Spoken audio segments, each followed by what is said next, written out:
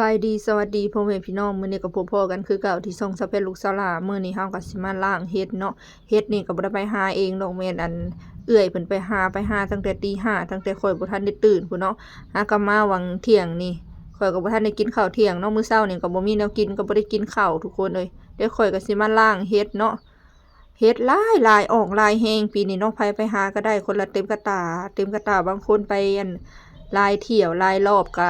ได้ขายเป็นเงินเป็นเท่าใดพันบาทเนาะทุกคนแต่ว่ามันลงแล้วเนาะมันถูกแล้วเฮ็ดออนไลน์มันก็ขายถูกลงแต่ก่อนนะโลละ3-4 แสนเท่ากับเงินบาท500-600 บาทเนาะแพงแรงๆค่ะช่วงนี้โลละแสนเนาะโลละแสนก็แม่น100 กว่าบาทนึงนะยังบ่ฮอด200สำหรับทุกคนเฮ็ดหลายแล้วก็ขายถูกลงเนาะเพิ่นก็ได้หลายเติบแต่ว่าเพิ่นก็บ่ได้เอามาขายเนาะสิมาล้างนึ่งเฮ็ดส้มไว้กินเองเพราะว่าเฮ็ดมันบ่เป็นราคามันออกลายมันบ่เป็นราคาก็เลยบ่ได้บ่ได้ขายเนาะสิมาล้างเฮ็ดส้มมาเด้อทุกคนมาล้างเฮ็ดซอยเนี่ยเนาะมื้อนี้เฮาก็มาล้างซอยกันกับแม่น้องแพรวเนาะเอาหลานมื้อเช้านี่ทุกคนเพิ่นไปหาตั้งแต่มืดๆพู้ตั้งแต่ตีห้าพู้เนาะถ้าไปสายก็คือบ่ทันเขาเพราะว่าคนหาหลายแฮงเพราะว่าเฮ็ดออกหลายคนก็หาหลายคนมีทั่วโค้งเนาะล้างก็จักสิแม่นจักโมงแล้วพ่อแม่พี่น้องเพิ่นไปตั้งแต่ตีห้าข้อยก็ไปเอาพลอยใส่เนาะเพิ่นก็บ่ทันได้ตื่นพลอยใส่ค่ะตื่นมาแล้วก็ให้หาแม่ข้อยก็ไปเอาเพิ่นเนาะ2 มื้อแล้วเอาเพิ่นปล่อยแม่เพิ่นไปหาเฮ็ดเนาะล้างใส่ย่องเนาะทุกคนคัดใส่ย่องเพราะว่าขี้ดินมันเข้าซอกเข้าหลืมมันก็สิแย่เนาะขนาดว่าล้าง2 น้ำ3 น้ำก็ยังแย่อยู่เนาะทุกคนดอกได้ที่มันสีใหญ่ๆเนี่ยข้อยก็สิแยกไว้ต่างหากไว้ปิ้งเนาะปิ้งกินข้าวเที่ยงปิ้งป่นก็แซ่บแต่ว่าข้อยสิบ่ป่นเนาะข้อยสิมาปิ้งกินละทุกคนแกงก็กินแล้วเมื่อคืนนี่เนาะส่วนที่เหลือก็สิแม่นนึ่งแล้วก็เฮ็ดส้มไว้เนาะไผเนี่ยเคยกินส้มเฮ็ดปวกทุกคนปาให้มันส้มๆหน่อยนึงก็สามารถกัดกับหมักพริกแซ่บเนาะแซ่บคือเฮ็ดส้มปูส้มปลานี่แหละทุกคนเลยมาล้างเป็นหมู่เนี่ยเด้อทุกคนล้างเพื่อสิแล้วเนาะเบิ่งคือว่าน้อยนึง2 หม้อเนาะแต่ว่าล้างนี่โอ้ยมันต้องใช้ความละเอียดล้างแห้งก็บ่ได้ทุกคนมันพลอยเฮ็ดอันนี้เนาะยอมรับเลยว่าฝนตกหนักช่วงหลังค่ะมันบ่ได้ตกประมาณ 4-5 มื้อแล้วเนาะเฮ็ดเกิด2 รอบแล้วป้าแบบรอบนี้คือแบบหลายแฮงเนาะไผไปหาก็ได้แต่ว่ามันบ่เป็นราคาแหละเนาะเฮ็ดหลายก็บ่เป็นราคานะเฮ็ดหลายมันก็บ่ค่อยเป็นราคาไผก็ขายถูกลงเนาะก็เลยบ่ได้ขายเพิ่นว่าเอามากินดีกว่าหาก็เมื่อยเนาะทุกคนบ่แม่นว่าเฮ็ดหลายแล้วสิหาแบบง่ายๆได้ก็เมื่อยเติบเนาะหาก็ได้มาพ่อแม่พี่น้องมาล้างเฮ็ดเป็นหมู่เนี่ยเนาะล้างเพื่อสิแล้วหม้อบักใหญ่นึงเกือบเต็มเนาะทุกคนก็แบบได้หลายโลเติมน้ำมื้อนี้ค่ะเนาะ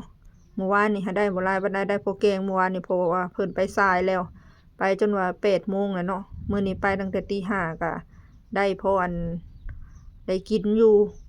เมื่อคืนนี่พอแต่แกงบาทนึงแล้วก็แล้วเนาะมื้อนี้คือแบบป้าออกหลายแฮงแบบเฮ็ดปีนี้ออกหลายเนาะล้างแห้งก็บ่ได้ต้องคอยล้างเนาะทุกคนปรับความไวเพื่อบ่เป็นการเสียเวลาในการหับส้มเนาะทุกคนเฮ็ดอันนี้มันอยากพลอยๆเนาะเฮ็ดปวกขาวๆนี่มันอยากพลอยบางรุ่นก็บ่พลอยเนาะแต่รุ่นนี้คือพลอยแฮงเฮ็ดนี่ล้างหน่อยนึงก็คือฮักแป๊กเอาแล้วเนาะทุกคนบ่ว่าระยะห่างโคตูล้างก่อนเนาะล้างเพื่อสิแล้วเนาะถ้าเบิ่งถ้าส้มค่อยสิไปเฮ็ดเมนูปิ้งก่อนแล้วบัดนี้หิวข้าวอันนี้ก็เป็นเฮ็ดที่เฮาปิ้งเนาะปิ้งไปน้ำล้างเฮ็ดไปน้ำก็จนไผไหม้ไปน้ำแล้วก็มีนี่ปิ้งหอมกินนี่หวานขนาดได้นี่ตอนนี้เฮาก็ปิ้งได้หลายเติบแล้วเนาะทุกคนกินคนเดียวเนาะในเตานี่ก็ยังมีอยู่ล้างไปน้ำแล้วกันปิ้งไปน้ำนี่หั่นแหละเพื่อบ่เป็นการเสียเวลาเนาะดอกอันนี้ก็ถือว่าบ่ใหญ่ปานใดเนาะตอนนี้ก็ล้างเบิดแล้วเนาะก็เอามานึ่งได้เต็มม้วยทุกคนตัวนี้ก็เฮาลวกไว้เนาะลวกแล้วก็ใส่ตู้เย็นไว้ลวกสุกแล้วก็ใส่น้ำเย็นบัดมันเย็นก็ใส่ตู้เย็นไว้แกงมือมันหิวระหว่างที่เฮ็ดยังบ่แล้วฝนก็กระหน่ำลงมาเด้อพ่อแม่พี่น้องบัดนี้ฝนแห้งๆเนาะหลังจากที่ว่าบ่ได้ตกมาหลายมื้อนี้ตกลงมาแบบแห้งกระหน่ำลงมาแบบกระทันหันเลยบ่เห็นเขาแจ้งเตือนข่าวในเฟซว่ามีฝนเนาะ ค่อยคิดว่ามันสิบ่มีฝนมีเสยมื้อนี้มาเบิ่งหนึ่งเฮ็ดของเฮาพ่อแม่พี่น้องตอนหนึ่งค่ะเต็มอันนี้เนาะเต็มมวยบัดพ่อหนึ่งแล้วแหละกาน้อยเดี๋ยวหนึ่งมันโยบลงน้อยเดียวเนาะเดี๋ยวเฮาสิหนึ่งต่ออีกหน่อยหนึ่งก่อนจังสิเอาไปเฮ็ดส้มหนึ่งต่ออีกหน่อยหนึ่งก็สิเอาไปเฮ็ดส้มเนาะใบตองเฮากะเอามาไว้แล้วเรียบร้อยเนาะยังบ่อยากหยุบปานใดซ้ำเดี๋ยวเฮาสิมาค้างไฟเนาะหลังจากที่เฮาปรุงหม้อหนึ่งเฮ็ดแล้วเฮาก็สิมาค้างไฟให้ใบตองมันอ่อนจังสีมาเฮ็ดส้มเฮ็ดเนาะทุกคนคนก็แห้งพุ่นนะนี่เป็นกระเทียมเนาะทุกคนเฮาสิมาตำกระเทียมเนาะตำกระเทียมใส่ส้มเฮ็ดนั่นแหละคนกระตกอยู่เฮาก็สิมาตำใส่อันหม้อหุงข้าวเนาะโอ้เฮาทางนี้ตำดีกว่าพี่น้องเฮ็ดเฮากะสุกแล้วแหละเนาะเฮาก็มาตำกระเทียมไว้เดี๋ยวเฮาปรุงเฮ็ดมาจังหน่อยเฮาก็สิเอาเฮ็ดเทลงไปในนี่เลยแล้วก็ใส่เครื่องปรุงตามใจเนาะทุกคนแล้วก็จะเอาไปห่อใครแน่เคยกินส้มเฮ็ดปวกพ่อแม่พี่น้องแซ่บเนาะส้มเฮ็ดปวกดอกอันน้อย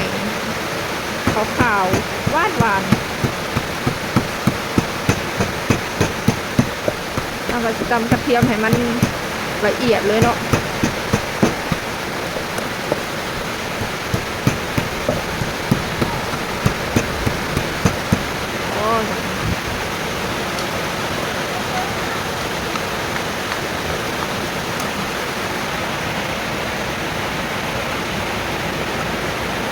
โอ้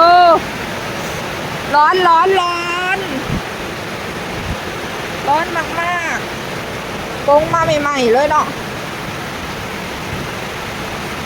โอ้พอดีได้เต็มหม้ออันนี้จะล้นหม้อน้อยโพดสีขลุ้นได้แล้วโคเมพี่น้องกันดิหม้อน้อยแห้งเนาะเดี๋ยวเขาก็จะมาเทใส่กระตุก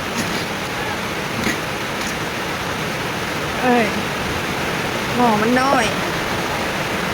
ได้ลายถึงเนาะโคเมพี่น้องเลยมันเห็ดส้ม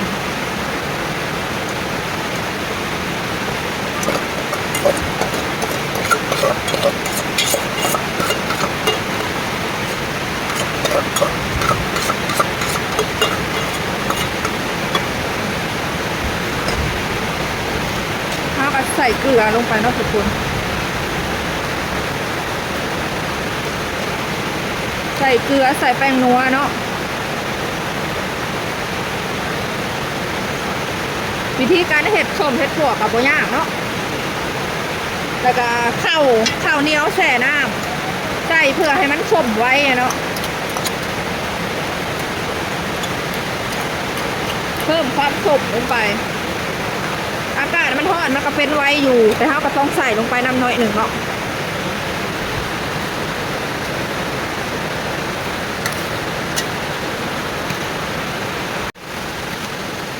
มาคนให้มันเข้ากันเลยเนาะทุกคนวิธีการเห็ดส้มเห็ดปวกใส่เกลือแป้งนัวกระเทียมแล้วก็ข้าวเหนียวแช่น้ำคนให้มันเข้ากันแบบนี้เลย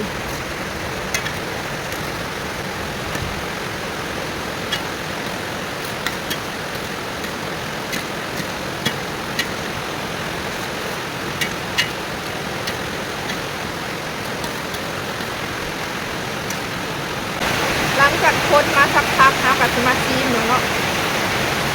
แม่ก็ได้กระตุกมักใหญ่เมืองตรงนอกเดี๋ยวถ้าซิมาซีเมืองนอกว่ามันนัวเลยมันพอดีระบบหรือว่าขาดเนาะ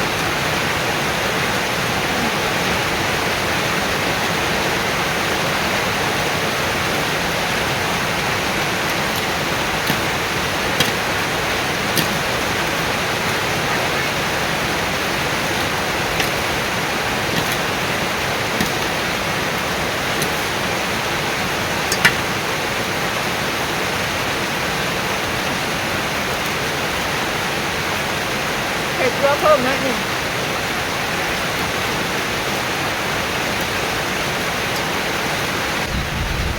ากับที่มาห่อใส่ตรงนี้เนาะ1 ไข่พักตี้อ่อน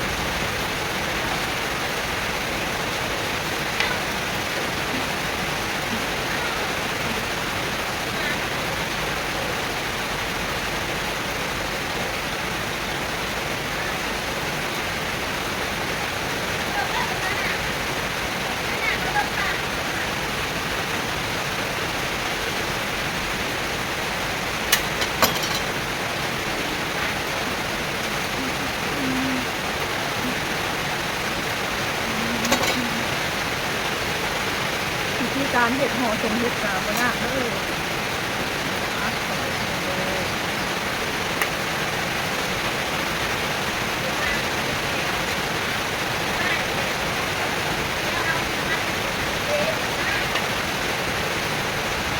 เจ็ดห่อใหญ่ๆเลยเนาะ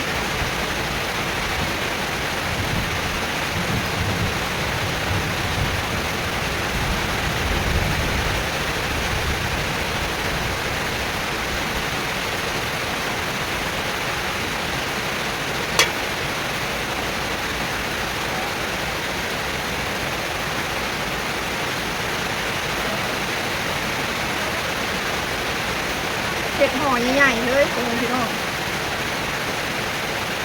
เอายากระติ้วมัดเลย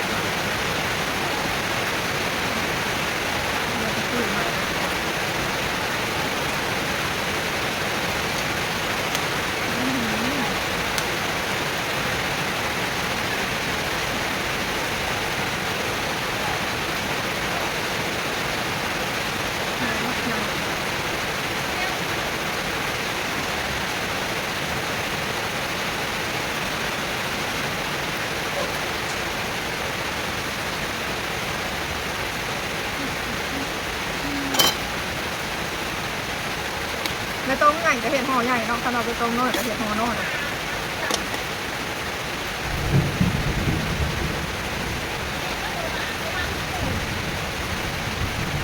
ไม่ต้องกามันอันนั้นเนาะ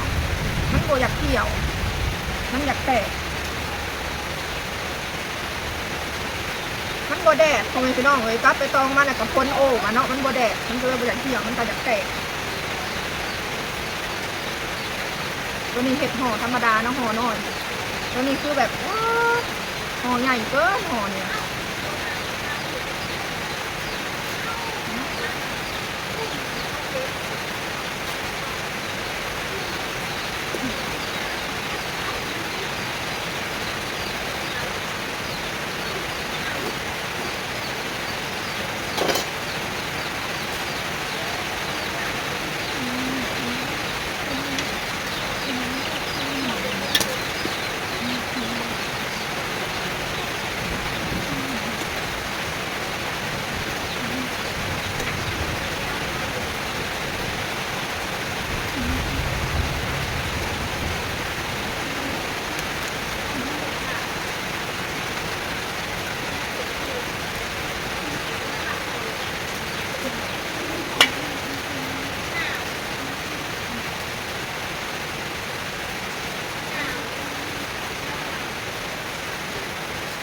ก็เห็ดแล้วเป็นทีเห็บห้อยเนาะเดี๋ยวเขาสิมานับเบิ่งว่าได้จากห่อกับบ่ค่อยงามปลาได้มาลิงติงตรวจเนาะทุกคนใบตองมันอยากแตกเนาะใบตองมันบ่เหี่ยวมีห่อใหญ่ห่อน้อยห่อกับบ่ค่อยงามปลาได้เนาะเอาสิมาเก็บใส่ถุงยางไว้นี่ได้อยู่ประมาณ11 ห่อเนาะทุกคนก็ถือว่าได้ลายเติมเนาะนี่ใส่ถุงยางไว้อบไว้ให้มันฮ้อนถ้าว่ามันสมๆหน่อยหนึ่งก็กินแล้วเนาะกินแล้วก็ที่เหลือก็ใส่ตู้เย็นไว้ให้มันเย็นมันจึงได้กินได้หลายมือถ้าเสียข้าวตอนนี้มันก็สิบ่สมเลยเนาะเพราะว่ามันเย็นมันก็สิบ่สมเลยเราต้องปลาให้มันมีรสชาติสมน้อยหนึ่งซีเมืองคันว่ามันมีความสมน้อยหนึ่งแล้วก็เอาใส่ตู้ไว้เนาะเพื่อไว้กินได้หลายมือถ้าเป็นว่าเฮาบ่ใส่ตู้ไว้นี่โอ้ยกินน้ำบ่ทันเพราะว่ามันลายเติมเนาะทงหูหนึ่งเอาแล้วเนาะสำหรับคลิปนี้ก็บ่มีหยังหลายขอจบเอาไว้สำนี้ก็เด้อคลิปหน้าพบกันใหม่สบายดี